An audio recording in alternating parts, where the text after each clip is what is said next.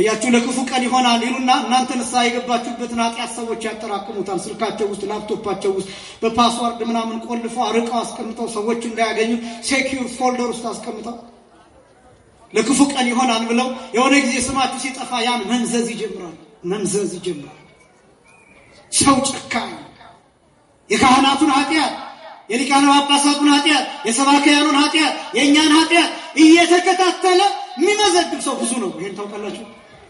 የታዋቂ ሰዎችን ኃጢአት የአርቲስቶችን ኃጢአት ሲሰክሩ እየቀረጸ ሲያመነዝሩ እየቀረጸ ሲጠጡ እየቀረጸ ሲጨፍሩ እየቀረጸ አንዳች ነገር ሲያደርጉ እየቀረጸ ለክፉ ቀን ይሆናል ብሎ ጓደኛ ሆኖ ያስመሰለ የሚኖር ስማቸው መጥፋት ሲጀምር እኔም ጋር ፋይል አለ ብሎ በሌላ አካውንት ሚልክ ለዚህ ተዘጋጅቶ የሚኖር ሰው በጣም ብዙ። የተቀመጠው ገበያ ዳር የቢዝነስ ዘመን የፋይናንስ ዘመን በኢኮኖሚ የሚመራ ነው። ፖለቲካው የዓለም አቀፍ ፖለቲካው የሚመራው በገንዘብ ነው። ኢኮኖሚካል ስታተስን ይፈልጋል። ፋይናንሻል ስታተስን ይፈልጋል። የትኛው አሜሪካ ምናምን ጃፓን ቻይና ምናምን እያል ምናወራቸው ሀገራት ምንጫቸው ገንዘብ ነው። ኃያልነታቸው ገንዘብ ሰውነት አይደለም። የገንዘብ ምንጭ ነው። ስለዚህ ምን መሆን አለበት? የምትሸጥ ሁሉን ነገር ለገበያ የምታቀርብ መሆን አለበት። ጭንቅላትን ለገበያ፣ ትምህርቱን ለገበያ፣ ዝማሬው ለገበያ። እነዚህ የተደረደሩት ስልኮች ለገበያ የሚቀርቡ ናቸው።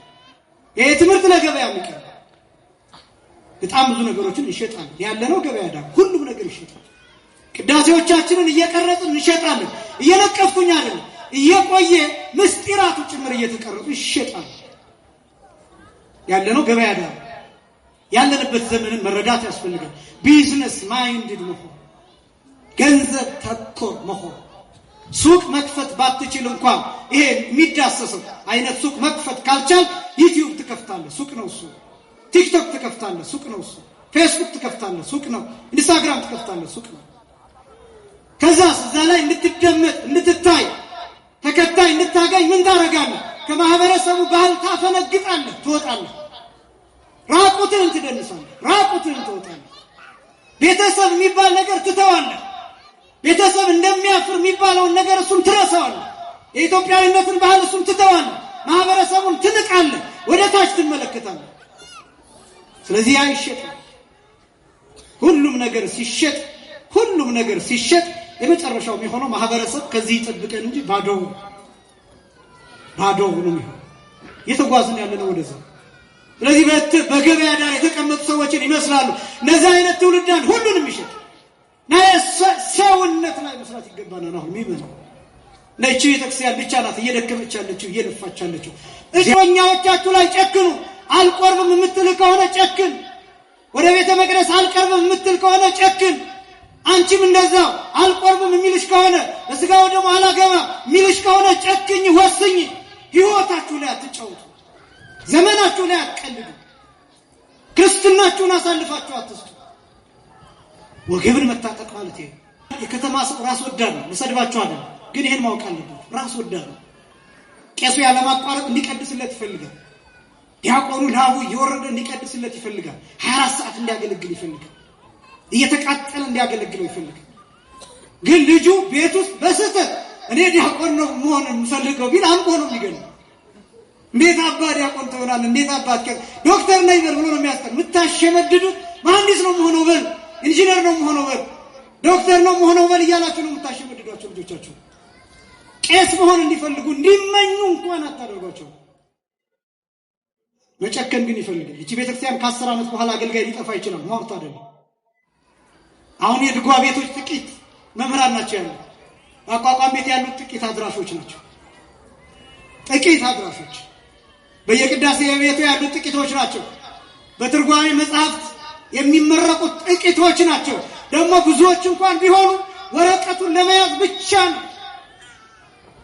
ወረቀቱን ለመያዝ ብቻ፣ መምህር ለመባል ብቻ፣ የቅዳሴ መምህር፣ የቅኔ መምህር፣ የአቋቋም መምህር ለመባል ብቻ ብለው የትምህርት ጥራቱን ገለው ነው ብዙዎቹ የሚወጡት። ለዚህ ከሆነ ጊዜ በኋላ ዜማው ሊበከል ይችላል። በስመ አብ ወወልድ ወመንፈስ ቅዱስ አሐዱ አምላክ አሜን። በኃያሉ በልዑል እግዚአብሔር ስም እንደምን ዋላችሁ? እንደምን አመሻችሁ? አምላካችን እግዚአብሔር በዚህ ዕለት በዚህ ሰዓት በዚህ ቅዱስ ቦታ ተገኝተን ቅዱስና ሕያው ዘላለማዊ የሆነውን ቃሉን እየሰማን እንድንባረክ ስለፈቀደልን ስሙ ለዘላለም የከበረና የተመሰገነ ይሁን። የሊቃውንት አምላክ የምስጢር ባለቤት የቅዱሳን ፈጣሪ የአባቶቻችን አምላክ እግዚአብሔር በመካከላችን ተገኝቶ ምስጢርንና ጥበብን እንዲገልጥልን የእርሱ ቅዱስ ፈቃድ ይሆንልን። ለተወሰኑ ደቂቃዎች የምንማማርበት የትምህርት ርዕስ ተዘጋጅታችሁ ኑሩ በሚል ርዕስ ይሆናል። የቅዱስ ሉቃስ ወንጌል ምዕራፍ 12 ቁጥር 40 ላይ የሚገኝ ኃይለ ቃል ነው። በዚህ ሳምንት ከሚነበቡ የወንጌል ክፍሎች አንዱ ክፍል ነው። አሁን ያለንበት ወቅት አስተምህሮ ተብሎ ይጠራል። ከህዳር 6 ጀምሮ እስከ ነገ ቅዳሜ እስከ ፊታችን ቅዳሜ ድረስ ያለው ጊዜ በዚህ ወቅት ማለት ነው አስተምህሮ ተብሎ ይታወቃል። ከአሁን ጀምሮ ስብከት፣ ከዛ በኋላ ብርሃን ኖላዊ ልደት እያለ ወቅቱ ይቀጥላል። ይሄ አስተምህሮ የሚባለው ልክ አብይ ጾምን ዘወረደ፣ ቅድስት፣ ምኩራብ፣ መጻጉዕና ደብረ ዘይት እያልን እንደምንሰይማቸው ሁሉ ይሄ አስተምህሮም በእነዚህ ስያሜዎች ይሰየማል። እና አሁን ያለንበት ሳምንት ከትናንትና እሑድ ጀምሮ ያለው ደብረ ዘይት ይባላል። ደብረ ዘይት ስለሆነ ጌታችን መድኃኒታችን ኢየሱስ ክርስቶስ በዚህ ተራራ ደብረ ዘይት ተብሎ በሚጠራው ተራራ ነገረ ምጽአቱን፣ ፍርድን፣ በቀኝና በግራ የሚቆሙትን የዓለምን ፍጻሜ የዓለምን መጨረሻ በተመለከተ ስላስተማረበት ደብረ ዘይትን የሚመስሉ ደብረ ዘይትን የሚገልጡ የወንጌል ክፍሎች በዚህ ሳምንት ይነበባሉ፣ ይተረጎማሉ። ከነዚያ ክፍሎች መካከል አንዱ የቅዱስ ሉቃስ ወንጌል ምዕራፍ 12 ከቁጥር 32 ጀምሮ እስከ ቁጥር 40 ድረስ ከትናንትና እሑድ ጀምሮ በየቅዳሴው በየአብያተ ክርስቲያናቱ እንዲነበብ የሚታዘዝ ወንጌል ነው እና ይሄ የደብረ ዘይት ወንጌል ሌላኛው ክፍል ሌላኛው ገጽታ ነው። በስፋት የሚታወቀው የደብረ ዘይት ወንጌል ተብሎ በደንብ የሚታወቀው የማቴዎስ ወንጌል ምዕራፍ 24 እና ምዕራፍ 25 ነው። ደብረ ዘይት ማለት የወይራ ተራራ ማለት ነው ትርጉሙ። ከምጽአት ጋር ደብረ ዘይት የሚገናኝበት ምክንያት በሶስት ምክንያት ነው። አንደኛ ትንቢት የተነገረው ጌታችን መድኃኒታችን ኢየሱስ ክርስቶስ ለፍርድ የሚመጣው የሚቆመው በደብረ ዘይት ተራራ ስለሆነ ነው። ሁለተኛ ጌታችን መድኃኒታችን ኢየሱስ ክርስቶስ ስለ ምጽአት ያስተማረው በደብረ ዘይት ስለሆነ ነው። ሶስተኛ ይህንን በራእይና በትንቢት የገለጡት ነቢያት አጽማቸው ያለው በዚሁ ደብረ ዘይት ተብሎ በሚጠራው ተራራ ስለሆነ ነው። በኢየሩሳሌም በምኩራቡ በመቅደሱ በስተ ምስራቅ በኩል የሚገኝ ስፍራ ነው እና የነቢያት መቃብር የሚባል ስፍራ ነው ይሄ ደብረ ዘይት የሚባለው። ቀጥታ ሲተረጎም ደብረ ዘይት ማለት የወይራ ተራራ ማለት ነው። ወይራ የሚበዛበት ስለሆነ በዚህ ምክንያት ደብረ ዘይት ይባላል እንጂ ደብረ ዘይት ብለን የምንጠራው ነገረ ምጽአትን ስላስተማረበት የፍርድን ምስጢር ስለገለጠበት ነው። በሌላ አገላለጥ ደብረ ዘይት የምስጢር ተራራ ተብሎ ይታወቃል። ጌታችን መድኃኒታችን ኢየሱስ ክርስቶስ 3 ዓመት ከ3 ወር የጸለየበት ተራራ፣ የሰገደበት ተራራ፣ ያስተማረበት ተራራ፣ ምስጢራትን የገለጠበት ተራራ፣ ከሐዋርያት ጋር የተነጋገረበት ተራራ፣ ለኒቆዲሞስ ያስተምርበት የነበረበት ተራራ እና ብዙ ምስጢሮችን የተሸከመ ተራራ ነው። 3 ዓመት ከ3 ወር ወንጌል ላይ የተጻፈው የጌታችን የመድኃኒታችን የኢየሱስ ክርስቶስ ትምህርት ሁልጊዜ እንደምንለው ከ2 ሰዓት እስከ 3 ሰዓት ባሉት ጊዜ ያለ ከዛ የሚበልጥ አይደለም። ማቴዎስ ላይ ያለው፣ ማርቆስ ላይ ያለው፣ ሉቃስ ላይ ያለው፣ ዮሐንስ ላይ ያለው እነዚህ አራቱም ወንጌላት ላይ ያሉት ተጨምቀው የጌታችን የመድኃኒታችን የኢየሱስ ክርስቶስ ንግግሮች ብቻ ተለይተው ቢወጡ ከ2 ሰዓት እስከ 3 ሰዓት የሚፈጁ አይደሉም። እንደየቋንቋ ጌታችን በደብረ ዘይት ተራራ 3 ዓመት ከ3 ወር ሌሊቶችን አስተምሯል። ሌሊቶችን 3 ዓመት ከ3 ወር ማለት በአንድ ዓመት ውስጥ 365 ሌሊት አለ። ስለዚህ 3 ሲባዛ በ365 ሌሊቶች ከዛ ሲደመር 90 ሌሊቶች። እነዚህን የሚያክሉ ሌሊቶች በደብረ ዘይት ተራራ ጌታ አስተምሯል። እኔ አሁን በዚህ ልነግራችሁ የፈለኩት ምንድነው? እዚህ የምንናገረው ነገር የጌታችን የመድኃኒታችን የኢየሱስ ክርስቶስን ንግግር አጠቃላይ የጠቀለለ አይደለም። እንኳን የኛ ንግግር ይቅርና ወንጌል ላይ የተጻፉት ክፍሎች የጌታ ንግግሮች የሚጠቀልሉ አይደሉም። ሁሉም አልተጻፈም። የተጻፉት ጥቂቶች ናቸው። የተጻፉትንም እንኳን ለዘመናት በብዙ መልክ እየተለያየንባቸው እንኖራለን። ምስጢር የሆኑ ያልደረስንባቸው በቃላት የማይገለጡ ከአይምሮ በላይ የሆኑ ጊዜ የሚፈልጉ ብቃት የሚፈልጉ ቅድስና የሚፈልጉ ንባብ የሚፈልጉ የሆነ ትውልድን ማግኘት የሚፈልጉ እስከዚያ ትውልድ ድረስ ተዘግተው ታትመው የሚቆዩ የወንጌል ክፍሎችም አሉ። ሁሉንም ልናውቀው አንችልም። የትኛውም የመጽሐፍ መምህር፣ የትኛውም የሐዲስ ኪዳን መምህር፣ የትኛውም የመጽሐፍ ቅዱስ አጥኚ፣ የትኛውም ተመራማሪ የትኛውም አይነት ቅዱሳት መጽሐፍትን አነባለሁ አውቃለሁ የሚል የነገረ መለኮት ምሁር ወይም የነገረ መለኮት ተመራማሪ ሁሉንም መጽሐፍ ሊያውቅ አይችልም። ሁሉንም በጣም የምናውቀው ጥቂቶቹን ነው። እነዛን ጥቂቶቹን ብቻ እግዚአብሔር መንፈስ ቅዱስ እንደገለጠልን እንናገራለን እና እንደው ሰፋ አድርጋችሁ እናንተ ከዚህ በላይ እንድታስቡ ይህንን ለማሳሰብ ነው። የቅዱስ ሉቃስ ወንጌል ምዕራፍ 12 ከቁጥር 32 ጀምሮ እስከ ቁጥር 41 ድረስ ባለው ክፍል እኔ 40 ላይ ነው በርዕስነት ያነሳሁት። ተዘጋጅታችሁ ኑሩ የሚል ነው። ይህንን ርዕስ የማሳየው በአራቱ ነጥቦች ነው። እነዚህ አራቱም ነጥቦች ራሱ ጌታችን መድኃኒታችን ኢየሱስ ክርስቶስ ያስቀመጣቸው ነጥቦች ብቻ ነው የማነሳው። መጨረሻ ላይ ጠይቃችኋለሁ። ተዘጋጅቶ ለመኖር የሚያስፈልጉት ነገሮች ምንድናቸው የሚሉ አራት ነገሮች እዚሁ ወንጌሉ ላይ የተቀመጡ አሉ። አንደኛ አለመፍራት። ተዘጋጅቶ ለመኖር የመጀመሪያው አለመፍራት ራሱ ጌታችን መድኃኒታችን ኢየሱስ ክርስቶስ የገለጠው የቅዱስ ሉቃስ ወንጌል ምዕራፍ 12 ቁጥር 32 ላይ ኢትፍራህ ኦ ንዑስ መርኤት፣ አንተ ታናሽ መንጋ አትፍራ፣ እግዚአብሔር መንግስቱን ሊሰጣችሁ ፈቃዱ ነውና አትፍራ የሚል ቃል አለ። የመጀመሪያው ለመዘጋጀት አለመፍራት ነው። ለምንድን ነው ይህንን ነጥብ ማንሳት ያስፈልገኝ? የብዙ ሰው ችግር ምንጭ መፍራት ነው። ሰዎች ሃይማኖት የሚቀይሩት ራሱ ከመፍራት ነው። በጣም ብዙ ምንፈራቸው ነገሮች አሉ፣ ምንጨነቅባቸው ነገሮች አሉ። ለምሳሌ ጾምን የሚፈሩ ሰዎች፣ ጸሎትን የሚፈሩ ሰዎች፣ ሃይማኖትን የሚፈሩ ሰዎች፣ ህግን የሚፈሩ ሰዎች፣ ደንብን የሚፈሩ ሰዎች፣ መመሪያን የሚፈሩ ሰዎች፣ ቤተክርስቲያንን የሚፈሩ ሰዎች፣ ነፍስ አባትን የሚፈሩ ሰዎች፣ እነዚህ ሰዎች እግዚአብሔርን ራሱ በተሳሳተ መንገድ የሚፈሩ ሰዎች ከሃይማኖት ውጪ ይሆናሉ። ወይም ደግሞ በኃጢአት ምንም አይነት ነገር እያደረጉ ለንስሐ አባቶቻቸው ሳይናገሩ መኖርን ይፈርጣሉ። ለምን? ንስሐ መግባት ይፈራሉ፣ መምጣት ይፈራሉ፣ መመለስ ይፈራሉ፣ መግባት ይፈራሉ፣ ማስቀደስ ይፈራሉ፣ ንስሐ መግባት ይፈራሉ፣ መቁረብ ይፈራሉ፣ ወንጌል መስማት ይፈራሉ። ያስጨንቃቸዋል። የሚሰጠው ትምህርት የሚነገረው ወንጌል ይሄ እኮ እኔን ነው በቀጥታ የሚናገረኝ እግዚአብሔር ብለው መጨነቅ ይጀምራሉ። እነዚህ ሰዎች ምን አይነት ሰዎች ናቸው ቢባል እግዚአብሔርን በተሳሳተ መንገድ የሚፈሩ ሰዎች ናቸው። አንደኛ እግዚአብሔርን እንደ ሰይጣን መፍራት አይገባም። እንደምን መፍራት አይገባም አልኳችሁ? እንደ ሰይጣን መፍራት አይገባም። አንደኛ። ሁለተኛ እግዚአብሔርን እንደ አውሬ መፍራት አይገባም። ሶስተኛ እግዚአብሔርን እንደ ሰው መፍራት አይገባም። ደግሞ እንዳጠይቃችኋለሁ። አንደኛ እግዚአብሔርን እንደ ሰይጣን መፍራት አይገባም። ሁለተኛ እግዚአብሔርን እንደ አውሬ መፍራት አይገባም። ሶስተኛ እግዚአብሔርን እንደ ሰው መፍራት አይገባም። መጀመሪያ እግዚአብሔርን እንደምን መፍራት አይገባም አልኳችሁ? እንደ ሰይጣን። ሁለተኛ እግዚአብሔርን እንደምን መፍራት አይገባም? እንደ ሰው፣ እንደ አውሬ። ሶስተኛ እግዚአብሔርን እንደምን መፍራት አይገባም? እንደ ሰው።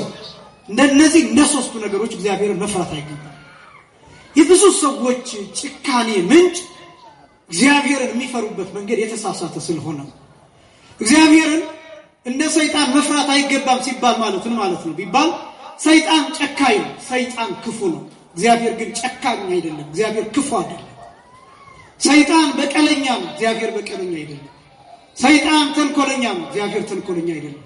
ሰይጣን ምህረት የለውም፣ እግዚአብሔር ግን ምህረት የሌለው አምላክ አይደለም። ሰይጣን አይራራም፣ እግዚአብሔር ግን የማይራራ አምላክ አይደለም። ብዙዎቻችን እግዚአብሔርን የምንረዳው የሚቀጠቅጥ አምላክ፣ አምባገነን አምላክ፣ ክፉ አምላክ፣ ጨካኝ አምላክ፣ ተንኮለኛ አምላክ የእኛን ኃጢአት እየተከታተለ የሚያጠፋ የእኛን ኃጢአት እየለቃቀመ የሚያጠፋ የሚያባርር ውጣ ከዚህ የሚል ፊቱን የሚያጠቁር ፊቱን የሚያጨልም እኛን የሚያባርር የእኛን የየዕለት ኃጢአት እየሰበሰበ የሚፈርድ አምላክ ይቅር በለን ብለነው ይቅር የማይል አምላክ ኃጢአታችንን የማይረሳ አምላክ እንደዛ አድርገን የምንስለው ሰዎች አሉ። የብዙ ሰዎች ራስን የማጥፋት ምንጭ ይሄ ነው። ብዙ ሰዎች ራሳቸውን ከቤተክርስቲያን የሚያገሉት፣ ከሃይማኖት የሚያገሉት፣ ከመንፈሳዊነት የሚያስወጡት፣ ከማስቀደስ የሚያርቁት፣ ከጾም የሚያርቁት፣ ከጸሎት የሚያርቁት፣ በእግዚአብሔር ፊት ለመቆም አቅም የሚያጡት ብዙዎቹ እግዚአብሔርን የተረዱበት መንገድ የተሳሳተ ስለሚሆን የብዙ ወጣቶች ችግር ይሄ እግዚአብሔርን እንደ ሰይጣን የሚፈሩ ሰይጣን ልክ ነው ካገኘህ አይለቅህም ጉድጓዱን አጥልቆ አብዝቶ አስቶ ይቆፍረዋል ከገባህበት አይለቅህም ወጥመድ ውስጥ ከገባህ እየተንፈራገጥ ሲጥ አድርጎ ይገላል ሰይጣን ክፉ ሰይጣን ተንኮለኛ እግዚአብሔር ግን እየፈተነ እንኳን መውጫውን ያዘጋጃል ክብርና ምስጋና ለስሙ አጠራሩ ይሁን በእውነት አመስግኑት እግዚአብሔር እየፈተነን እንኳን በፈተና ውስጥ እንኳን ሆነ ጉድጓድ ውስጥ እንኳን ሆነ መውጫውን ግን ያሳየናል የቅዱሳንን ቃል ኪዳን መውጫ አድርጎ ይሰጠናል ወንጌልን መውጫ አድርጎ ያሳየናል የካህናትን ክህነት መውጫ አድርጎ ያሳየናል ቅዱስ ሥጋውንና ክቡር ደሙን ማምለጫ አድርጎ ይሰጠናል ወንጌልን ማምለጫ አድርጎ ይሰጠናል ጾምን ማምለጫ ስግደትን ማምለጫ ጸሎትን ማምለጫ አድርጎ ይሰጠናል መንፈሳዊ ሰዎችን አጠገባችን ያሉ ሰዎችን እነሱን ማምለጫ አድርጎ ቤተክርስቲያንን ማምለጫ አድርጎ ይሰጠናል ፈተና በበዛበት ጉድጓድ ችግር በበዛበት ጉድጓድ መቅበዝበዝ ባለበት ጉድጓድ መከራ ባለበት ዓለም ስቃይ ባለበት ዓለም መካካድ ባለበት ዓለም አለመተማመን መፈራራት ባለበት ዓለም ውስጥ እግዚአብሔር መውጫውን አዘጋጅቶ ይጠብቀን ይሄ አንዱ መውጫ ነው ይሄ ጉባኤ አንዱ መውጫ ነው በዓላቱ ሌሎቹ መውጫዎች ናቸው ታቦታቱ የቅዱሳን አባቶቻችን የሰማዕታት በዓላት እነዚህ ሁሉ መውጫዎች ናቸው እግዚአብሔር እንደ ሰይጣን አይደለም ሰይጣንን ፍሩ እግዚአብሔርን ግን እንደ ሰይጣን አትፍሩ እግዚአብሔር እንደ ሰይጣን አይደለም አስደናቂ ነገር ልንገራችሁ በብሉይ ኪዳን አባቶቻችን የሚገልጡት አንድ ፍልስጣ የሚባል ሰይጣን ነበር ይላል ወይ መጽኩይ ፍልስጣ ወይ ጽፍ መጽሐፈ ዕዳን ፍልስጣ የሚባል ጋኔን አለ ይመጣና የየዕለት ኃጢአታችንን ይጽፋል የየዕለት ኃጢአታችንን ይጽፋል በአጀንዳ በፋይል ያስቀምጣል በማስታወሻ ያስቀምጣል ይከሳል ወደ እግዚአብሔር ሄዶ ዛሬ እገሊት የምትባል ሴት ይህን ያህል ኃጢአት ሰርታለች እገሌ የሚባል ሰው ይህን ያህል ኃጢአት ሰርቷል እያለ ይከሳል ልክ ኢዮብን እንደከሰሰው እስከ 3ኛው ሰማይ ድረስ እየሄደ ይከሳል ሰይጣን ይሄን ያደርጋል ግን እግዚአብሔር ቸርነት በሐዲስ ኪዳን ምን እንዳደረገ ታውቃላችሁ ይሄ ኃጢአታችንን እየጻፈ በእግዚአብሔር ፊት ያቀርበው በነበረው ሰይጣን ፋንታ ንስሐ አባቶቻችንን ሰጠን ካህናትን ሰጠን ከዚያስ እኛ እለት የሰራነውን ኃጢአት በካህናቱ ጆሮ እንናገራለን ያን ጊዜ ምን እንደሚሆን ታውቃላችሁ እኛ ወደ ካህናቱ ጆሮ ኃጢአታችንን ስናደርሰው እግዚአብሔር በካህናቱ አንደበት እንዲህ ብሎ ይናገራል እግዚአብሔር ይፍታ የሚል ቃል ሲነገር ሰይጣን የያዘው ፋይል ላይ ኃጢአታችን ፐርማነንትሊ ዲሌት ይደረጋል ፎርማት ይደረጋል ሪሳይክል ቢን ውስጥ አይቀመጥም ትራሽ ውስጥ አይቀመጥም ለሰላም ነው የሚጠፋው ከዛ ሰይጣን የጻፈውን ኃጢአት አገኛለሁ ብሎ አጀንዳውን ሲያገላብጥ የለም ፎርማት ሆኗል ለምን እኛ ንስሐ ገብተንበታል ከዚያስ ክርስቶስ በደሙ ይህንን ኃጢአት አጥቦታል ክብርና ምስጋና ለስሙ አጠራሩ ይሁን ሰይጣን ያፍራል ሰይጣን ግን ኃጢአታችንን እስከ መጨረሻው መጻፍ ይቀጥላል ንስሐ ካልገባንበት ካልተመለስንበት በጣም አስደናቂው ነገር ደግሞ ልንገራችሁ ሰይጣን እንዲህ እያደረገ ሲቀጥል እግዚአብሔር ግን ምን እንደሚያደርግ ታውቃላችሁ እኛ ንስሐ የገባንበትን ኃጢአት ይረሳዋል ምን ይለዋል አልኳችሁ ይረሳዋል እኛ እንደምናስታውሰው እግዚአብሔር አያስታውሰው እንደዚህ ምላችሁ እግዚአብሔር የመርሳት አለበት የመርሳት ችግር አለበት እያልኳችሁ አይደለም አምላክነቱን እየዘነጋሁት አይደለም እያልኳችሁ ያለሁት ትናንትና ኃጢአት ሰርተን ንስሐ በገባንበት ኃጢአት በፍጹም እግዚአብሔር ወደ ኋላ ተመልሶ ማንንም አይጠይቅም በጭራሽ ለዚህ ነው እግዚአብሔር እንደ ሰይጣን አትፍሩት እምላችሁ ሰይጣንስ የትናንትናውን ያስታውሳል ከትናንት ወዲያ የሰራኸውን ኃጢአት ንስሐ የገባህበትን ኃጢአት እያስታወሰ አሁን አንተ ሰው ነህ ይላል። አሁን አንቺ ሰው ነሽ። ባለፈው ያደረግከው ረሳኸው፣ ባለፈው ያደረግሽው ረሳሽው። አንቺ እኮ እንዲህ አይነት ኃጢአት የሰራህ፣ አንተ እኮ እንዲህ አይነት ኃጢአት የሰራህ ነህ፣ መኖር እኮ የሚገባህ አይደለም እያለ በጆሮ እየመጣ ይጮህብሃል ሰይጣን። እግዚአብሔር እንደዛ አይደለም። እግዚአብሔር የሚነግርህ የዛሬ 2000 ዓመት ቀራንዮ ላይ የከፈለውን ዋጋ ነው በጆሮህ የሚነግርህ። የተቀበለውን መከራ የተቀበለውን ስቃይ ነው የሚነግርህ። ያፈሰሰውን ደም ነው የሚነግርህ። የተገረፈውን ግርፋት ነው የሚነግርህ። በመስቀል ላይ የጮኸውን የሚያደርጉትን አያውቁምና ይቅር በላቸው ብሎ የተናገረውን የምህረት ቃል ነው በጆሮህ የሚያስቀምጠው፣ በጭንቅላት የሚያስቀምጠው፣ በልብ የሚተክለው፣ በህሊናህ የሚያሳድረው። ሊምርህ የመጣውን መምጣት፣ ሊያድንህ የመጣውን መምጣት። እግዚአብሔር የሚልህ እንዲህ ነው። ከእግዚአብሔር የሆነው የሚልህ እንዲህ ነው። የመዳን ቀን ዛሬ ነው የሚልህ። የመዳን ቀን አሁን ነው የሚልህ። እየዳንክ ነው የሚልህ። ሥጋውን ደሙን ተቀበል ነው የሚልህ። ንስሐ ግባ ነው የሚልህ። ተምረሃል፣ ይቅር ተብለሃል ነው የሚልህ። ከእግዚአብሔር የሆነው ድምፅ ይሄ ነው። ይሄ ሰይጣን ድምፅ አይደለም። እግዚአብሔርን እንደ ሰይጣን አትፍሩት። በዚህ ምክንያት በጣም ብዙ ሰዎች ንስሐ ለመግባት ይፈራሉ፣ ይጨነቃሉ። እንዴት ብዬ ይሄን ከባድ ግዙፍ ኃጢአቴን እንዴት ብዬ እናገራለሁ፣ በእግዚአብሔር ፊት እንዴት እቆማለሁ ብሎ ይጨነቃሉ። አትጨነቁ። ንስሐ ብቻ ግቡ። ስለ ኃጢአታችሁ ግዝፈት አስባችሁ አትጨነቁ። ምንም አይነት ኃጢአት በጌታ ደም ፊት አቅም የለው። ምንም አይነት ኃጢአት፣ ተራራ የሚያክል ኃጢአት፣ እንደ ቆሻሻ የተከመረ እንደ ሕንፃ ከሩቅ የሚታይ ኃጢአት በጌታ የደም ጠብታ ፊት አቅም የለውም። ይቀልጣል፣ ይጠፋል። እግዚአብሔር እንደ ሰይጣን አትፍሩት። አንተ ታናሽ መንጋ አትፍራ። አንተ ታናሽ ነኝ ብለህ የምታስብ ወጣት አትፍራ። አንቺ ታናሽ ነኝ ብለህ የምታስቢ አትፍሪ። እኔ ባለጸጋ አይደለሁም ብለሽ የምታስቢ አትፍሪ። ሰው ያገለኛል፣ ሰው ይጠላኛል ብለሽ የምታስቢ አትፍሪ። ሰው ያገለኛል፣ ይጠላኛል ብለህ የምታስብ አትፍራ። አካለ ጎደሎ ነኝ ብለህ አትፍራ። ሌላ ነገር አለብኝ ብለህ አትፍራ። አልተማርኩም ብለህ አትፍራ። ከዚህ በፊት ኃጢአት ሰርቻለሁ ብለህ አትፍራ። በትምህርት ደረጃ ራስን ዝቅ አድርገህ አትፍራ። አላነበብኩም ብለህ አትፍራ። ካህን አይደለሁም ብለህ አትፍራ። ዘማሪ አይደለሁም ብለህ አትፍራ። ሰንበት ተማሪ አይደለሁም ብለህ አትፍራ። እኔ ገና ዛሬ ነው ቤተክርስቲያን የመጣሁት ብለህ አትፍራ። በምንም ነገር አትፍራ። አንተ ታናሽ መንጋ፣ በምንም ታናሽ የሆንክ ቢመስልህ አትፍራ። እግዚአብሔርን እንደ ሰይጣን አትፍራ። የመጀመሪያው እሱ ነው። እግዚአብሔርን እንደ ሰይጣን አትፍሩት። ሁለተኛ እግዚአብሔርን እንደ አውሬ አትፍሩት። አውሬ ጅብ ቢያገኛችሁ፣ አንበሳ ቢያገኛችሁ ይሰባብራችኋል፣ ይገነጣጥላችኋል፣ አያዝንላችሁም። ያገኘውን የሰውነታችሁን አካል የትኛው እንደሚቀድም የትኛው እንደሚከተል ሳያይ ጩኸታችሁን ሳይሰማ ሳይራራላችሁ ይቦጫጭቃችኋል፣ ይሰባብራችኋል። እግዚአብሔር እንደዛ አይደለም። እግዚአብሔር እንደዛ አይደለም። ማንንም በኃጢአቱ እንዲህ አይሰባብርም፣ እንደ ጅብ አይዘነጣጥልህም ወዳጄ። ይልቁንም አካልህን ይጠብቀዋል። ኩርምት ብሎ ነው የሚጠብቅህ እግዚአብሔር።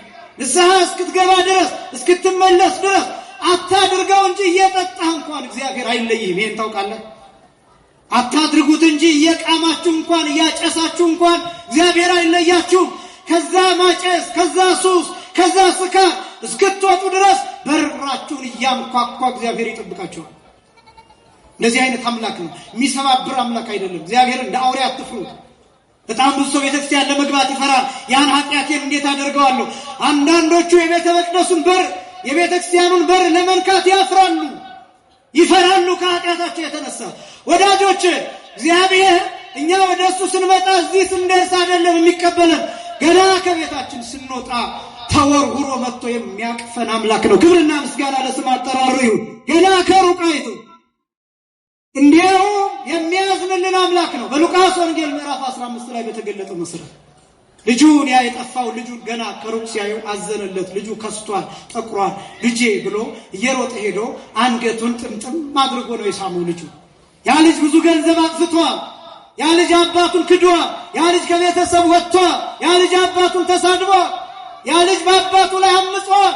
በአባቱ ላይ እምቢተኛ ሆኖ ነበር። ያ ልጅ ያን አልቆጠረውም። ይሀባ ልክ ሲመጣ ተወርውሮ ሄዶ አቀፈ። እንዲያውም አዘነለት፣ እንደከሳ እንደጠቆረ ሲያዩ።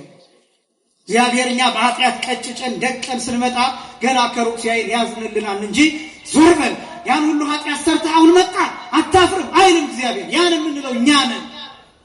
ያንን እንለው እኛ ነን። እግዚአብሔር እንዲህ አይልም። እግዚአብሔርን እንደ አውሬ አትፍሩት። ሶስተኛ እግዚአብሔርን እንደ ሰው አትፍሩት። እግዚአብሔርን እንደምን አትፍሩት አልኳችሁ? እንደ ሰው አትፍሩት። ሰው የሆነ እንደሆነ የሰማውን ኃጢአት ለመናገር ይቸኩላል።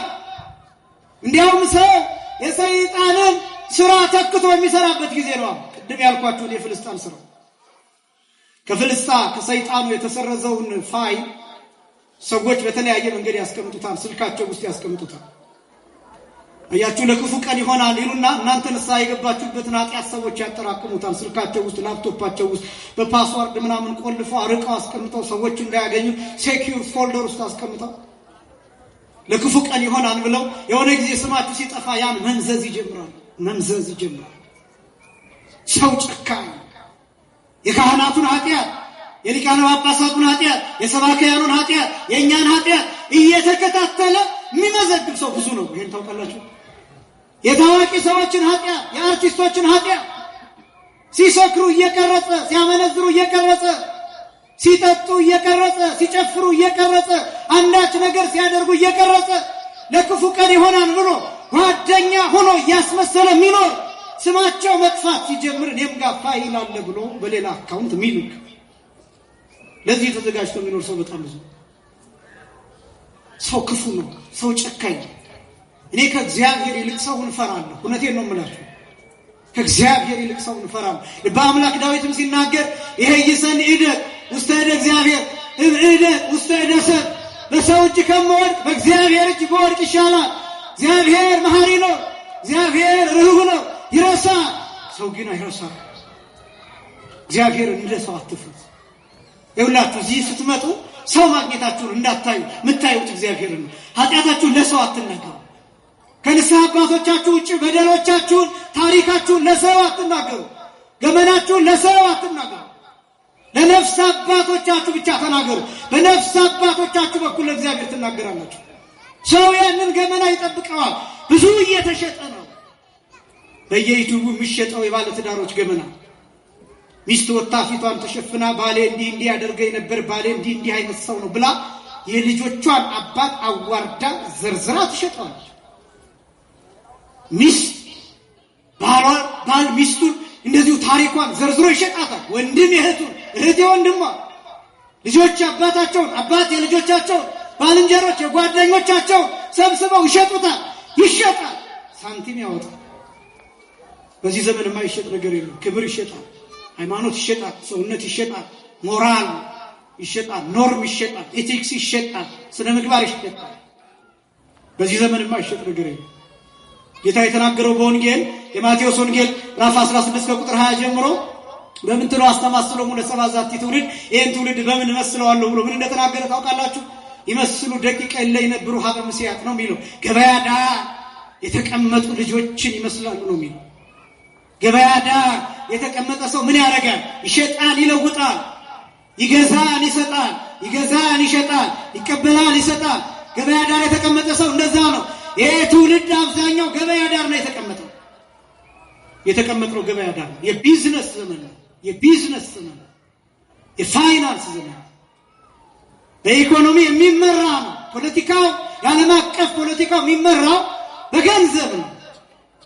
በገንዘብ ነው። ኢኮኖሚካል ስታተስን ይፈልጋል። ፋይናንሻል ስታተስን ይፈልጋል። የትኛው አሜሪካ ምናምን ጃፓን ቻይና ምናምን እያለ የምናወራቸው ሀገራት ምንጫቸው ገንዘብ ነው። ኃያልነታቸው ገንዘብ ነው፣ ሰውነት አይደለም። የገንዘብ ምንጭ ነው። ስለዚህ ምን መሆን አለብን? የምትሸጥ ሁሉን ነገር ለገበያ የምታቀርብ መሆን አለብን። ጭንቅላትን ለገበያ፣ ትምህርቱን ለገበያ፣ ዝማሬው ለገበያ። እነዚህ የተደረደሩት ስልኮች ለገበያ የሚቀርቡ ናቸው። ይሄ ትምህርት ለገበያ የሚቀርብ በጣም ብዙ ነገሮችን እንሸጣለን። ያለነው ገበያ ዳር ሁሉም ነገር ይሸጣል። ቅዳሴዎቻችንን እየቀረጽን እንሸጣለን። እየነቀፍኩኝ አይደለም፣ እየቆየ ምስጢራቱ ጭምር እየተቀረጹ ይሸጣል። ያለነው ገበያ ዳር። ያለንበት ዘመንን መረዳት ያስፈልጋል። ቢዝነስ ማይንድድ መሆን፣ ገንዘብ ተኮር መሆን። ሱቅ መክፈት ባትችል እንኳን ይሄ የሚዳሰሰው አይነት ሱቅ መክፈት ካልቻል ዩቲዩብ ትከፍታለህ፣ ሱቅ ነው እሱ። ቲክቶክ ትከፍታለህ፣ ሱቅ ነው እሱ። ፌስቡክ ትከፍታለህ፣ ሱቅ ነው። ኢንስታግራም ትከፍታለህ፣ ሱቅ ነው። ከዛ እዛ ላይ እንድትደመጥ እንድትታይ ተከታይ እንድታገኝ ምን ታረጋለህ? ከማህበረሰቡ ባህል ታፈነግጣለህ፣ ትወጣለህ። ራቁትህን ትደንሳለህ፣ ራቁትህን ትወጣለህ። ቤተሰብ የሚባል ነገር ትተዋለህ። ቤተሰብ እንደሚያፍር የሚባለውን ነገር እሱም ትረሳዋለህ። የኢትዮጵያዊነትን ባህል እሱም ትተዋለህ። ማህበረሰቡን ትንቃለህ፣ ወደ ታች ትመለከታለህ። ስለዚህ አይሸጥም። ሁሉም ነገር ሲሸጥ የመጨረሻው የሚሆነው ማህበረሰብ ከዚህ ይጠብቀን እንጂ ባዶ ነው የሚሆነው። የተጓዝን ያለነው ወደዛ። ስለዚህ በገበያ ዳር የተቀመጡ ሰዎችን ይመስላሉ። እነዚህ አይነት ትውልዳን ሁሉንም ይሸጥ ሰውነት ላይ መስራት ይገባናል። አሁን የሚመጣው ነጭ ቤተክርስቲያን ብቻ ናት እየደከመች ያለችው እየለፋች ያለችው። እግዚአብሔርን እንደ ሰው አትፍሩት። ሰው ጨካኝ ነው፣ እግዚአብሔር ግን እንደ ሰው አይደለም። በጣም አስደናቂ እኔን ሸፍኖ በእናንተ ፊት አቁሞኛል። ኃጢአቴን አልገለጠብኝም። ለምሳሌ የኔ ኃጢአት አሁን ቢገለጥ ሁላችሁም ድንጋይ አንስታችሁ ትደበድቡኛላችሁ። አንተ ነህ ወይ እዚህ ቆመ የምታስተምረን ብላችሁ ትገርፉኛላችሁ። እግዚአብሔር ግን ኃጢአቴን አልገለጠም። ምክንያቱም እግዚአብሔር እንደ ሰው አይደለም። ስለዚህ አትፍሩ፣ እግዚአብሔርን እንደ ሰው አትፍሩ። ታዲያ እግዚአብሔርን መፍራት ማለት ምን ማለት ነው? የጥበብ መጀመሪያ ማንን መፍራት ነው? እግዚአብሔርን መፍራት ነው እንላለን። እና መጽሐፍ እንደዚህ ይላል፣ እንደ ሰይጣን ካልፈራ ነው እግዚአብሔርን፣ እንደ አውሬ ካልፈራ ነው እግዚአብሔርን፣ እንደ ሰው ካልፈራ ነው እግዚአብሔርን እንደማን እንፍራው ካላችሁን እንደ እግዚአብሔርነቱ ፍሩት። እንደ ምንነቱ ፍሩት አልኳችሁ? እንደ እግዚአብሔርነቱ ፍሩት። እግዚአብሔርነቱ ምንድን ነው ካላችሁን አባት ነው። እግዚአብሔር አባት ነው። እንደ አባትነቱ ፍሩ። የኛ ሊቃውንት ሲናገሩ በአክብርዎ ፍርህዎ አለ፣ በፍርህዎ አክብርዎ አለ ይላል። በመፍራት ማክበር አለ፣ በማክበር መፍራት አለ።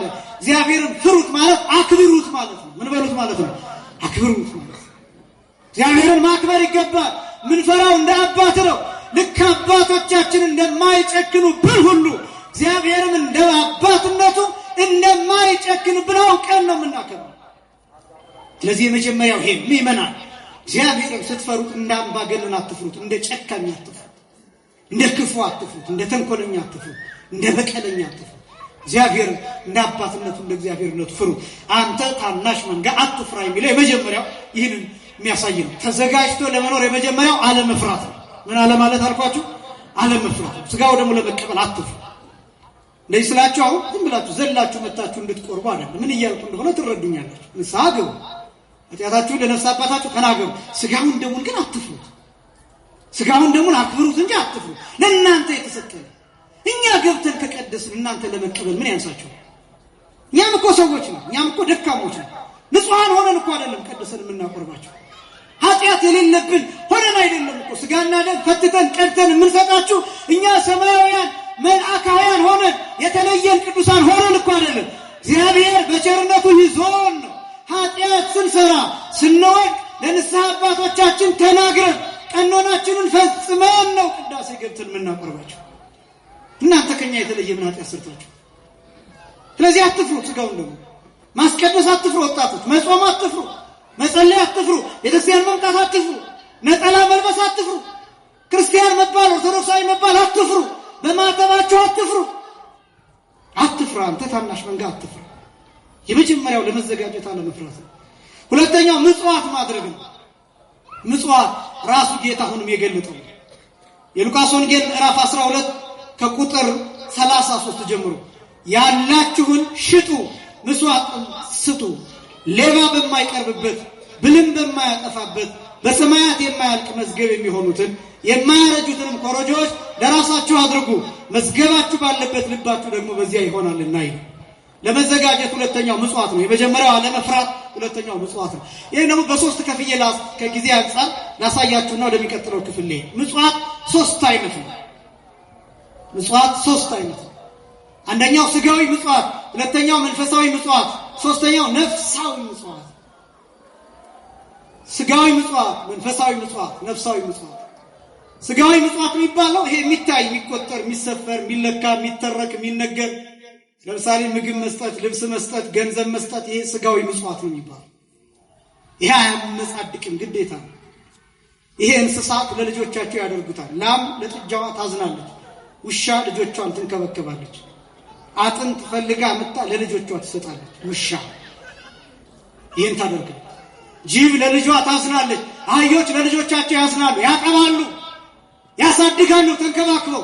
ይሄ የእንስሳት ጠባይ ነው። እንዳትመጻደቁበት ገንዘብ በመስጠታችሁ፣ እንዳትመጻደቁ ልብስ በመስጠታችሁ ማድረጋችሁ መልካም ነው፣ ግን እንዳትመኩበት።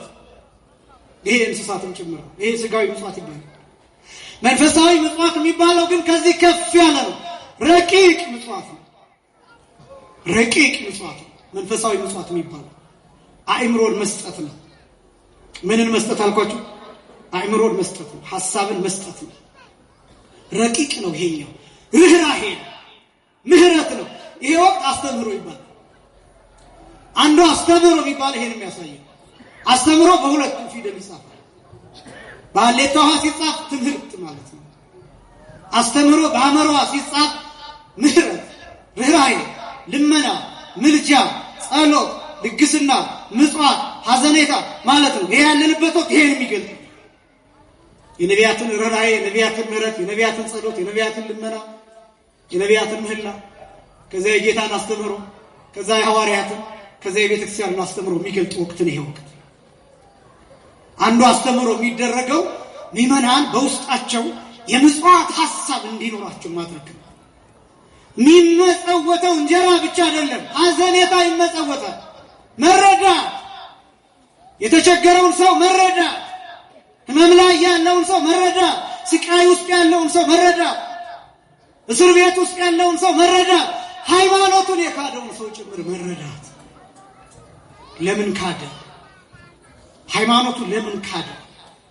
ክርስቲያን ማለት እንደሱ ነው። ኦርቶዶክሳዊ ማለት እሱ ነው። ለምን ከሃይማኖት ወጣ? ለምን ሰው አመነዘረ? ለምን ሱሰኛ ሆነ? ለምን ጫት ቃሚ ሆነ? ለምን አጫሽ ሆነ? ለምን ሰካራም ሆነ? ለምን የቡና ቤት ሴት ሆነች?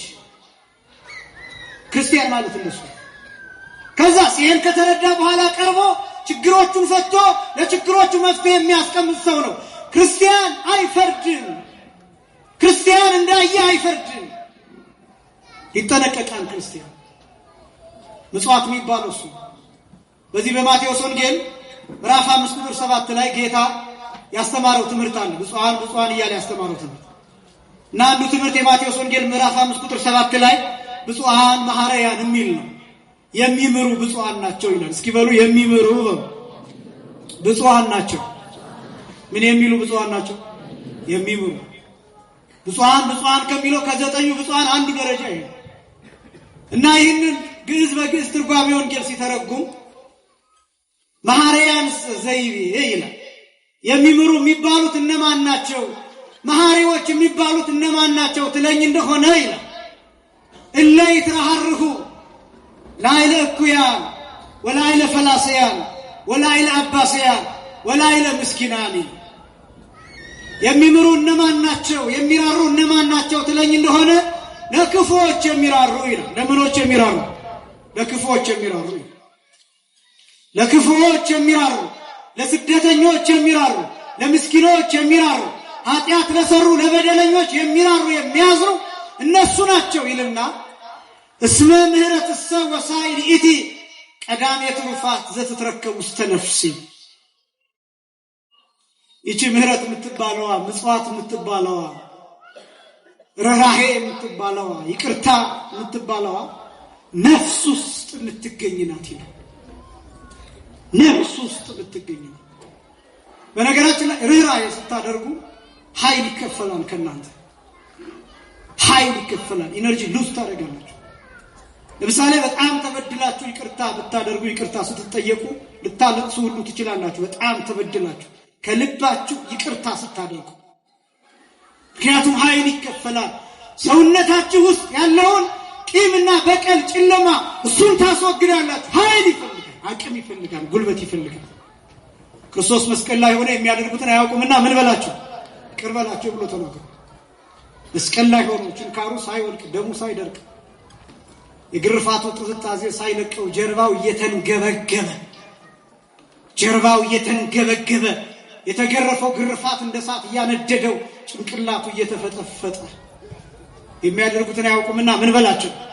ርህራሄ የሚባለው ይሄ ነው ከነፍስ የሚከፈለው። እንዲያው ቀጥሎ የሚለው ግዕዝ በግዕዝ ትርጓሜ ወንጌሉ እስመ ምህረትሰ ወሳይል ኢቲ ዘትትከፈል እምአካላተ ፈጣሪ ነው የሚለው። እቺ ምህረት ይቅርታ የምትባለዋ የፈጣሪ አካል ክፋይ ናት ነው የሚለው።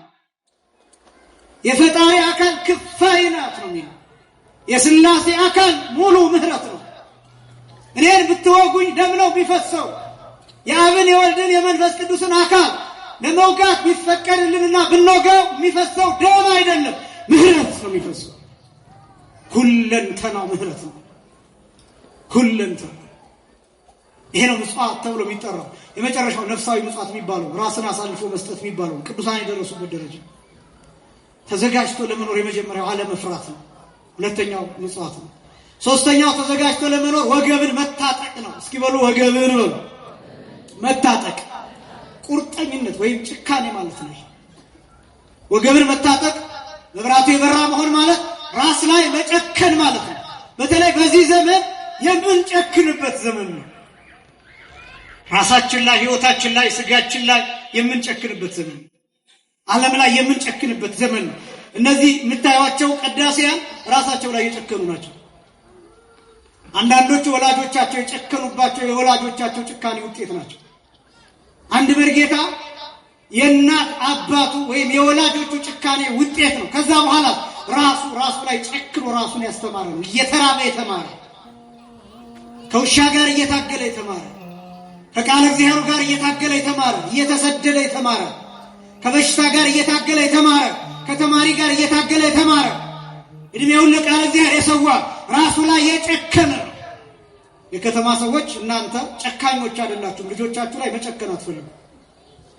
ልጆቻችሁን ከእንቅልፍ ማቋረጥ አትፈልጉ። ብዙዎቻችሁ፣ ሁላችሁም አይደላችሁ። አንዳንዶቻችሁ ልታስጠምቁ ስትመጡ ለብ ያለ ውሃ በፔርሙዝ ሁሉ ይዛችሁ ትመጣላችሁ ይባላል። ልጅህን ቀዝቃዛ ውሃ እንዳይነካው ብላችሁ ለብ ያለ ውሃ ይዛችሁ በዚህ አጥምቁልኝ ትላላችሁ። ለምን እንደሆነ ታውቃላችሁ? ልጆቻችሁ ላይ መጨከን አትፈልጉ። ልጆቻችሁን የሰንበት ትምህርት ቤት ውስጥ አስገብታችሁ ማስተማር አትፈልጉም። ለምን? እንዳይጨናነቁ፣ አፍተር ስኩል ያላቸው ትምህርት ቤት ጥናት እንዳይቀርባቸው፣ ቱቶሩ እንዳይቀርባቸው፣ ጧት ላይ እንቅልፋቸው እንዳያቋርጡ፣ እንዳይሰቃዩ፣ ልጆቻችሁ እንዳይጨናነቁ ልጆቻችሁ ላይ መጨከን አትፈልጉ። አንዳንድ የከተማ ሰው ራስ ወዳድ ነው። ልሰድባችሁ አይደለም፣ ግን ይሄን ማወቅ አለባችሁ። ራስ ወዳድ ነው። ቄሱ ያለማቋረጥ እንዲቀድስለት ይፈልጋል። ዲያቆኑ ላቡ እየወረደ እንዲቀድስለት ይፈልጋል። 24 ሰዓት እንዲያገለግል ይፈልጋል። እየተቃጠለ እንዲያገለግለው ይፈልጋል።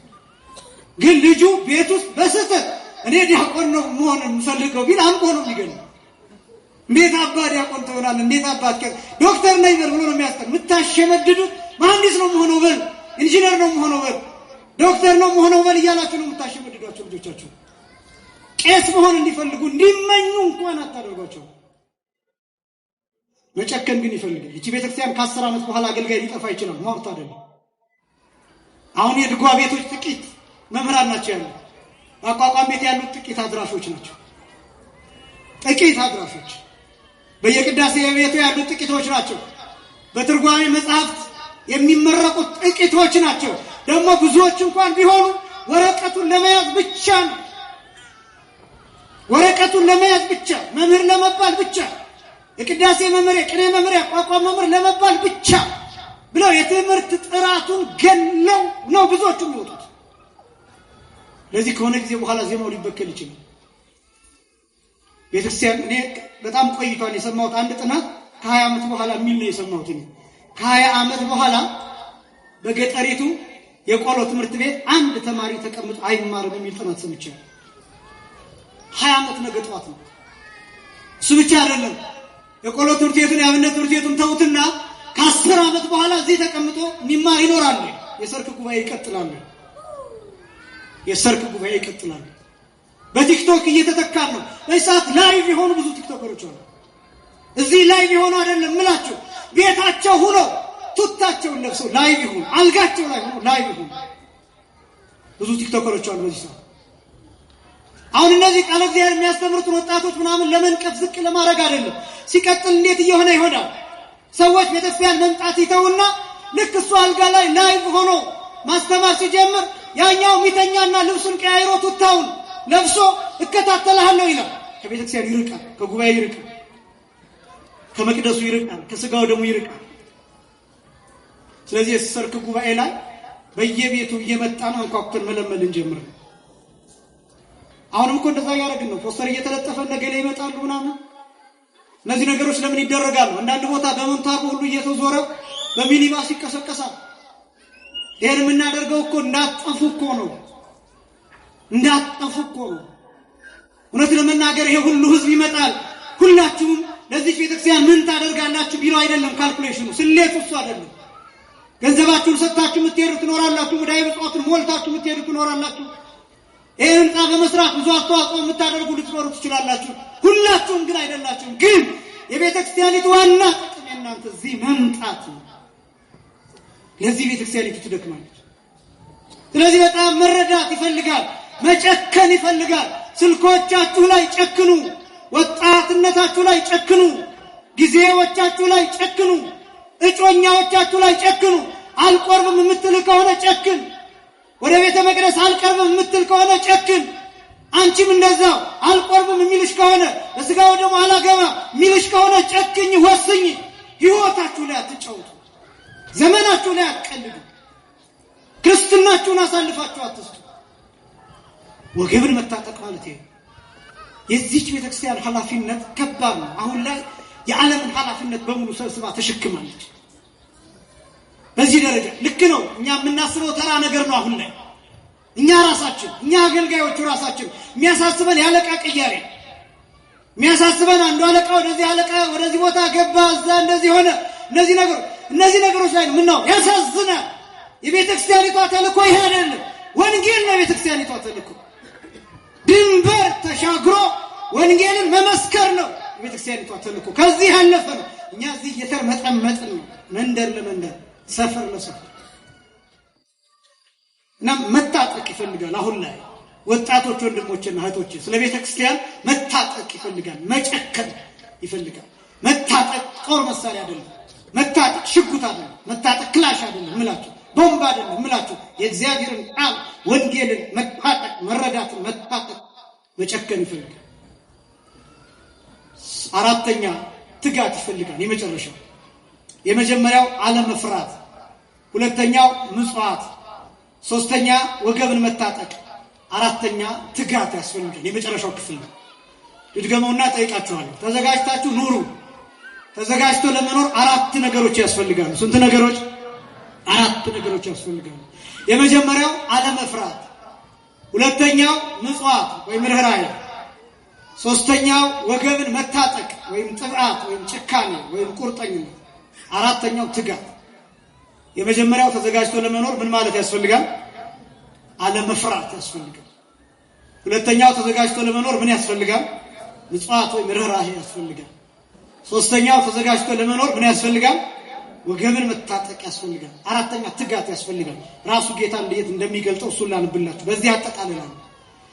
የሉቃስ ወንጌል ምዕራፍ 12 ቁጥር 37 ጀምሮ ብፁዓን እሙንቱ አግብርት እለ ይረክቦሙ እግዚኦሙ መጺኦ እንዘ ከመ ዘይገብሩ ወይተግሩ አማን ለክሙ ይቀንታቁሁ ወያረፍቆሙ ወያምሶሱ ማእከሎሙ ወይትላኮሙ ይላል። በነገራችን ላይ ይሄ በጣም ከፍተኛ የሆነ ምስጢር ያለው የወንጌል ይዘት ነው። እስከ መጨረሻው ከፍተኛ ትርጓሜ ያለው ትምህርት ነው።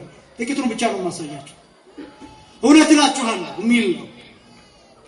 ጌታቸው ሲመጣ፣ ባለቤቱ ሲመጣ እየተጉ እያገለገሉ የሚያገኛቸው አገልጋዮች ባሮች ብፁዓን ናቸው ይላል። ይቀንታቁሁ ወገቡን ይታጠቃል ይላል። ወያረፍቆሙ ያስቀምጣቸዋል ይላል። ወያምሶሱ ማእከሎሙ በመካከላቸው ይመላለሳል ይላል። ወይትራኮሙ ያገለግላቸዋል ይላል። ይህን በምሳሌ ላሳያችሁ። ለምሳሌ አንድ ባለጸጋ አንድ ድርጅት ባለቤት ወደ ሩቅ ሀገር መሄድ ፈልጎ ወደ አሜሪካ መሄድ ፈልጎ እዚህ ኢትዮጵያ ውስጥ ያለውን ድርጅት ለሰራተኞቹ ኃላፊነት ሰጥቶ ይሄዳል። አደራ ሂሳብ የሚሰራው በሙያው እንዲሰራ፣ ማኔጅ የሚያደርገው ማኔጀሩ በአግባቡ እንዲሰራ፣ ይሄን እንድታደርጉ ጥበቃው በአግባቡ እንዲጠብቅ ብሎ ኃላፊነት ሰጥቶ ይሄዳል። አንዳንዶቹ በአግባቡ ኃላፊነታቸውን እየተወጡ ይቆያሉ። አንዳንዶቹ ደግሞ እያንቀላፉ፣ እየበሉ፣ እየጠጡ፣ እየሰከሩ፣ እያመነዘሩ ይቆዩታል። እና ባለጸጋ የድርጅቱ ባለቤት እነሱ ባላሰቡበት ሰዓት ይመጣል። ያን ጊዜ የሚተጉትን ምን ያደርጋቸዋል? የሚያመነዝሩትን ምን ያደርጋቸዋል? እነዚህኞቹን ሰነፎቹን ያባረራቸዋል። ስቃይ ወዳለበት ቦታ ወደ እስር ቤት ይልካቸዋል። እነዚህ የሚተጉትን በትጋት ያገለገሉትን ግን ምንድነው የሚያደርገው ቢባል ያስቀምጣቸው ወገቡን ይታጠቃል እጁን ወደ ኋላ ያደርጋል ምን ልታዘዛችሁ ብሎ ይታዘዛቸው ደሞዛቸውን በአግባቡ ይከፍላቸዋል የሚያስፈልጋቸውን ነገር ያደርግላቸዋል ልክ እንደነሱ ሰራተኛ ተላላኪ አገልጋይ ባሪያ ሆኖ እነሱን አስቀምጦ በመካከላቸው እየተመላለሰ ያገለግላቸዋል ይሄ ምሳሌ ነው ባለጸጋ የተባለው ጌታችን መድኃኒታችን ኢየሱስ ክርስቶስ ነው ይህችን ዓለም ለኛ ሰጥቷል ቤተክርስቲያንን ለኛ ሰጥቷል የክርስትና ሕይወትን ለኛ ሰጥቷል ትጉ ብሎ መክሊታችሁን ስሩበት ብሎ መክሊታችሁን አርቡ ብሎ የክርስትና ሕይወታችሁን ጠብቁ ሕግጋትን ጠብቁ ትእዛዛትን ጠብቁ መመሪያዎችን ጠብቁ ክህነትን ጠብቁ ወንጌልን ስበኩ ብሎ ሰጥቶናል የሚያመነዝር ይኖራል የሚሰክር የሚተኛ የሚያንቀላፋ ይኖራል የሚተጋ ይኖራል እነዚህ ለሚተጉት እስከ መጨረሻው ድረስ ለታገሱ ሰዎች ጌታ ምንድነው የሚያደርገው ቢባል ወገቡን ይታጠቃል ምኑን ይታጠቃል አልኳችሁ ወገቡን ይታጠቃል ከዛስ ወያረፍ ቆሙ ይላል ያስቀምጣቸዋል እነዚያ ሊተጉ የነበሩትን ተቀመጡ ይላቸዋል ተረጉምላቸዋል ከዛስ ወያን ሶስቱ ማዕከሉም በመካከላቸው ይመላለሳል ወዲህ ይላል በፊታቸው ወይስ ለአቆሙ ያገለግላቸዋል ምን ልታዘዝ ምን ላምጣላችሁ ምን ላድርግላችሁ ብሎ ይጠይቃቸዋል እንደ ባሪያ እንደ አሽከር እንደ ሎሌ እንደ ሰራተኛ ያገለግላቸዋል ባለጸጋው ጌታ ወገቡን መታጠቁ ምንድነው እኛን ማስቀመጡ ምንድነው በመካከላችን መመላለሱ ምንድነው መላላኩ ማገልገሉ ምንድነው ይሄን ያሰብን እንድንተጋ ነው እነዚህ ነጥቦች ብቻ አሳይቼ ጨርሳለሁ ወገብን መታጠቅ ማለት ጌታችን መድኃኒታችን ኢየሱስ ክርስቶስ ከሐሙስ ምሽት ጀምሮ የሐዋርያትን እግር በማጠብ ወገቡን ታጥቆ ነው የሚለው የዮሐንስ ወንጌል ምዕራፍ 13 ላይ ወገቡን ታጥቆ በደቀ መዛሙርቱ ፊት ቆሞ ተንበርክኮ የደቀ መዛሙርቱን እግር አጥቧል ታጥቆ ወገቡን ታጥቆ እናውቀዋለን ታጥቆ እግራችንን ሲያጥብ የይሁዳን እግር ሲያጥብ የጴጥሮስን እግር ሲያጥብ የእንድርያስን የቶማስን የሌሎችንም ሐዋርያት እግር ሲያጥብ ወገቡን ታጥቆ ከዚያስ ችንካር ታጥቆ መስቀል ላይ ሲያገለግለን እናውቀዋለን ግርፋት ታጥቆ 6666 ጅራፍ ግርፋት ታጥቆ ደም ታጥቆ ቁስል ታጥቆ የእሾህ አክሊል ታጥቆ መከራ ታጥቆ በድቀት ታጥቆ መስቀል ላይ መከራን ታጥቆ ስቃይን ታጥቆ እየቃተተ ሲያገለግለን እናውቀዋለን ታጥቆ ነው ያገለግለን ወገቡን አስሮ ነው ያገለግለን ወገብን መታጠቅ የዝግጅት ምሳሌ ነው ወገብን መታጠቅ የጭካኔ ምሳሌ ነው ወገብን መታጠቅ የጥብዓት ምሳሌ ነው የቁርጠኝነት ምሳሌ ነው ክርስቶስ ያገለገለን ወገቡን ታጥቆ መስቀል ተሸክሞ እየተደፋ ገመድ እየታሰረበት ወደፊት ለፊት መስቀል ተሸክሞ በአፍጢሙ እየተደፋ ወደ ኋላ እንደገና እየተጎተተ በሽንጡ እየወደቀ ጭንቅላቱ እየተፈጠፈጠ 570 ወታደር ቡጢ ያሳረፈበት 570 ወታደር የሚበሉ የሚጠጡ ያለማቋረጥ ስፖርት የሚሰሩ ኤክሰርሳይዝ የሚያደርጉ ጡንቻቸው የፈረጠመ በቂ እንቅልፍ የሚተኙ ወታደሮች አህዛብ የሆኑ ጨካኞች ወታደሮች እነሱ እየደበደቡ ታጥቆ ነው ያገለገለን ምራቅ እየተተፋበት የአይሁድን ምራቅ ታጥቆ ነው ያገለገለን ታጥቆ ነው ያገለገለን ወያን ሶስት ወያረፍ ቆሙ ያስቀምጣቸዋል እንዲህ ነው የሚለው ዮሐንስ ወንጌል ምዕራፍ 6 ላይ ወአዘዘ ይርፍቁ ዲበሳይር ይላል በለመለመ መስክ ላይ እንዲቀመጡ አዘዘ ይላል ጌታ እኛን አስቀመጠን እሱ ግን ተሰቀለ እኛ በሚመች ቦታ ተቀመጠን እሱ ግን መስቀል ላይ እሱ በጭንካር ተይዟል እኛ ምቾት ላይ ነን እናንተ ወንበር ላይ ናችሁ እኛ ወንበር ላይ ነን እኛ ጥላ ላይ ግን ክርስቶስ ግን ተሰቅሎ ነበር እርሱ መስቀል ላይ ተሰቅሎ እኛን አሳረፈን የሚመች ቦታ የደለደለ ቦታ የማይጎረብጥ ቦታ የለመለመ መስክ ላይ የተነጠፈ ምንጣፍ ላይ የሚያምር መቅደስ ላይ የተዋበ ቤተክርስቲያን ላይ እንድናርፍ አደረገን እሱ ግን ችንካር ላይ ቆይቷል እሱ 6666 ጊዜ ተገርፏል አጠቃላይ 19125 መከራ ተቀብሏል የመከራ አይነት ተቀብሏል እሱ ማይመች ቦታ ሆኖ እሱ መስቀል ላይ መከራውን አይቶ ስቃይን አይቶ ደቆ እንደ ጨርቅ ሆኖ ቆስሎ በጦር ተወግቶ እኛን ግን የሚመች ቦታ አስቀምጦናል። ክብርና ምስጋና ለስሙ አጠራሩ ይሁን። አመስግኑ። ማጥቆ ያሳረፈን አምላክ ወያረፍ ቆሙ ማለት ይሄ መቀመጥ ማለት ይሄ በክህነት ቦታ አስቀምጦናል። ሊቃነ ጳጳሳቱን በወንበር አስቀምጧቸዋል። ተቀምጠን ወንበር ወንጌል መስበክ ነው ያቃተን ወንበር ላይ ሆነ እንጂ ጌታማ የሚመች ቦታ እኮ ነው ያስቀምጠን። ሰይፍ እኮ አልደረሰብንም፣ ሰዓት አልደረሰብንም፣ ስለት እኮ አልደረሰብንም። ሰማዕትነት መቀበል እኮ ግድ አይደለም። መንግሥተ ሰማያትን ለመውረስ እኮ ሰማዕት መሆን ግድ አይደለም። መንግሥተ ሰማያትን ለመውረስ ክርስቲያን መሆን ንስሐ መግባት ሥጋውን ደሙን መቀበል እኮ ነው። የሚመች ቦታ እኮ ነው የተሰጠን። አልጋ ላይ ሆነን መጽደቅ እኮ ነው ያቃተን። ወንበር ላይ ተቀምጠን መጽደቅ ነው ያቃተን። በልተን መጽደቅ አቃተን። ጠጥተን መጽደቅ አቃተን። መውረስ አቃተን። ቤተክርስቲያን ተሰጥቶን በተመቻቸ ቦታ ሁኔታ ሆነን እግዚአብሔርን ማምለክ አቃተን። ወያረፍ ቆሙ ማለት ይሄ ነው። ያስቀምጣቸዋል ማለት ይሄ ነው። አስቀመጠን በሚመች ቦታ። ወያን ሶስቱ ማዕከሎሙ በመካከላቸው ይመላለሳል ማለት ክርስቶስ ከናዝሬት ወደ ገሊላ ከገሊላ ወደ ናዝሬት እየተመላለሰ አደገ። በስደት ከግብጽ ወደ ኢየሩሳሌም ከኢየሩሳሌም ወደ ግብጽ እየተመላለሰ አደገ። በመስቀል ጊዜ ከሐና ወደ ቀያፋ ከቀያፋ ወደ ሐና ተመላለሰ። ከሄሮድስ ወደ ጲላጦስ ከጲላጦስ ወደ ሄሮድስ ተመላለሰ። አንዱ ወደፊት ሲጎትተው ሌላኛው ወደ ኋላ ሲጎትተው ወደፊትና ወደ ኋላ ወደ ምስራቅና ወደ ምዕራብ ወደ ሰሜንና ወደ ደቡብ ተንገላታ ተመላለሰ። መስቀል ላይ በችንካር መሃል በቁስል መሃል ሆኖ ተመላለሰ። ከአባቱ ጋር በመከራ ቋንቋ አወራ። ከእናቱ ጋር እነኋት እናት ብሎ በመከራ ቋንቋ አወራ ተመላለሰ። መስቀል ላይ በስቃይ ተመላለሰ። በደም ተመላለሰ። ሙሽራ ሆኖ ቤተክርስቲያኒቱን መስቀል ላይ ያገባ በደም ተሞሽሮ ታየ፣ ተገለጠ። መመላለስ ማለት ይሄ ነው። በመድቀቅ ተመላለሰ። ወደ 70 የሚደርስ የብረት እሾህ ራስ ቅሉን እየፈጠፈጠው ከሰባው መካከል አንዱ ረጅም ነው። ልቡን እየወጋው 7 ጊዜ ጮኸ። ስንት ጊዜ ጮኸ? 7 ጊዜ ጮኸ። 7 ጊዜ እየጮኸ ነው የሞተው። ቅዱስ ያሬድ ይገልጠዋል። ከልሃ ጽርሃ ገአር እያለ ለታርብ ላይ በግዕዝ ስለሚባል እናንተ ላታስተውሉ ትችላላችሁ። ጾመ ድጓ ውስጥ ያለው ወንጌል እየተነበበ የሚባለው አንዱ ይሄ ነው። ከልሃ ማለት ጮኸ ማለት ነው። ጽርሃ ማለት ጮኸ ተጣራ ማለት ነው። ጋር ማለት ጓጎረ ማለት ነው። ክርስቶስ የሞተበት ደረጃ መጓጎር ተብሎ ነው የሚገለጠው። እየጓጎረ ነው የሞተው። ይህን ገጠር ያደጋችሁ ሰዎች ታውቁት ይሆናል።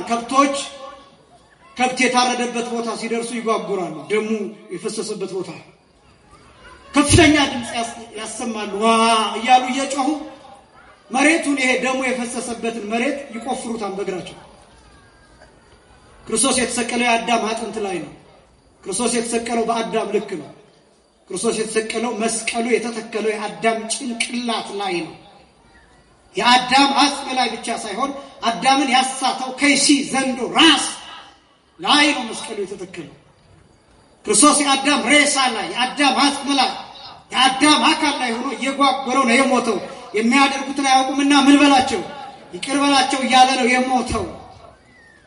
የሚሞት ሰው አይናገርም። በተለይ ልሞት ሲቀርብ ውሃ እንኳን ቢፈልግ ውሃ ጠምቶኛል ቢል ውሃ ብሎ አይጠይቃችሁም። ምክንያቱም ውሃ ብሎ ሲናገር ነፍሱ ልትወጣ ትችላለች።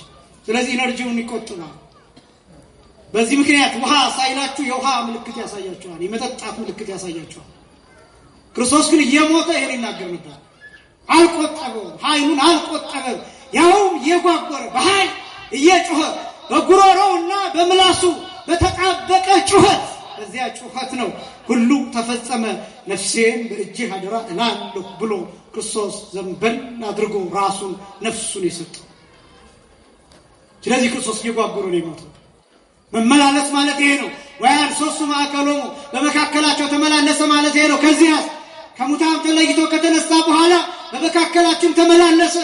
በበረከት ተመላለሰ፣ በቡራኬ ተመላለሰ፣ በትምህርት ተመላለሰ፣ በወንጌል ተመላለሰ፣ ሥርዓተ ቤተክርስቲያንን መጽሐፈ ኪዳንን በማስተማር ተመላለሰ።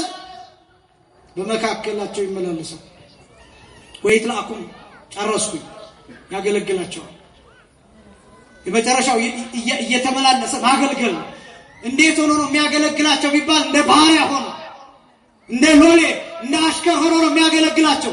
ክርስቶስ ያገለገለው መቼ ነው ቢባል አንድ ጊዜ መስቀል ላይ ያገለገለው አገልግሎት፣ በዕለተ ዓርብ ያገለገለው የክህነት አገልግሎት፣ የሊቀ ካህናትነት አገልግሎት፣ መስዋዕት የማቅረብ አገልግሎት፣ መስዋዕት የመሆን አገልግሎት ለዘላለም ትኩስ ሆኖ እየተሰጠው ይኖራል። ክብርና ምስጋና ለስሙ አጠራሩ ለዘላለም። ሊቀ ጳጳስ ራሱን አይሰዋም፣ ካህን ራሱን አይሰዋም፣ ዲያቆን የራሱን ደም አይሰጥም። ማንም የሚቀድስ ፓትርያርክ፣ ሊቀ ጳጳስ፣ ጳጳስ፣ ኤጲስቆጶስ፣ ቆሞስ፣ ካህን የራሱን ሥጋ አይሰጥም። ማንም የሚቀድስ ዲያቆን የራሱን የደም ጠብታ አይሰጥም።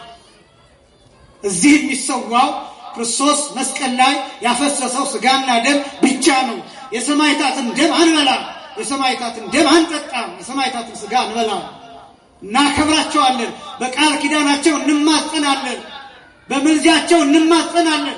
የቅዱስ ጊዮርጊስ ሥጋና ደም ግን የትም አይፈተትም፣ የትም አይበላም፣ የትም አይጠጣም። የሚሰዋ የክርስቶስ ሥጋና ደም ብቻ ነው። ያ አገልግሎት ለዘላለም ዋጋ ሆኖ ሕይወት ሆኖ ታሪክ አይደለም፣ ታሪክ አይደለም። ሁልጊዜ ስራ ሆኖ ነው የሚኖረው፣ ትኩስ ሆኖ ነው የሚኖረው። አይቀዘቅዝም፣ አይቀዘቅዝም። ሁልጊዜ የማንጻት አቅሙ የጌታ ደም የማንጻት አቅሙ ሁልጊዜ አንድ አይነት ሆኖ ነው የሚቀጥለው። ዓመታት ቢፈራረቁ፣ ዘመናት ቢፈራረቁ አቅሙ እየደከመ አይሄድም። እያነጻ ሕይወት እየሰጠ ይኖራል። ያገለግላቸዋል ማለት ይሄ ነው። መስቀል ላይ ያገለገለው አገልግሎት፣ በፊታችን ተንበርክኮ እግራችንን ያጠበበት አገልግሎት፣ ያ አገልግሎት በካህናቱ በኩል ለዘላለም ዋጋ እያሰጠ ይኖራል። ይሄ ትጋት ይባላል። ምን ይባላል? ትጋት ይባላል። ተዘጋጅቶ ለመኖር ይሄን እያሰቡ መትጋት ይፈልጋል። ይሄን ታጥቆ መኖር ይፈልጋል። የተከበራችሁ ክርስቲያኖች አትፍሩ። የተከበራችሁ ክርስቲያኖች ርኅሩሃን ሁኑ፣ ጸሎት አድርጉ። የተከበራችሁ ክርስቲያኖች ወገባችሁን ታጠቁ፣ ቁርጠኞች ሁኑ። ሕይወታችሁ ላይ ጨክኑ፣ የሥጋ ሕይወታችሁ ላይ ጨክኑ።